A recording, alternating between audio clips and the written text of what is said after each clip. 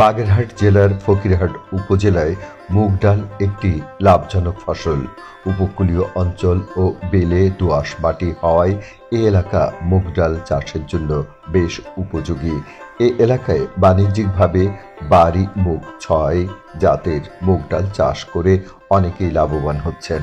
মুগ ডাল উচ্চমানের উদ্ভিদ ভিত্তিক প্রোটিন, ফাইবার এবং প্রয়োজনীয় খনিজ উপাদানের একটি চমৎকার উৎস, যা হজমে সহায়ক এবং ওজন নিয়ন্ত্রণে কার্যকরী।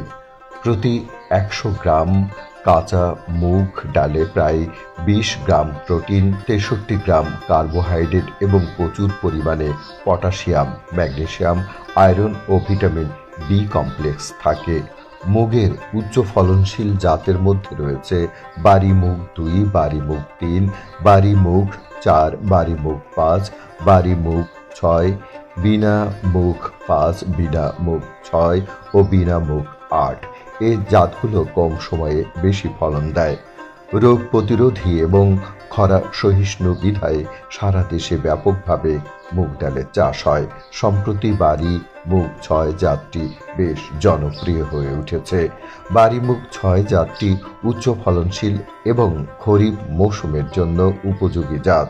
এটি ৫৫ থেকে ৫৮ দিনের মধ্যে পরিপক্ব হয়। এ উপজেলার ১১০ জন কৃষক কৃষি সম্প্রসারণ অধিদপ্তরের কাছ থেকে প্রণোদনা পেয়ে গ্রীষ্মকালে ২৭ হেক্টর জমিতে এবং শীতকালে ২০ হেক্টর জমিতে অর্থাৎ ২ মৌসুমে কৃষক ভাইয়েরা মোট ৫৭ হেক্টর জমিতে মুগ ডাল চাষ করেছেন। তন্মধ্যে কৃষক মতলুব একাই ১.৫ বিঘা জমিতে মুগ ডাল চাষ করেছেন।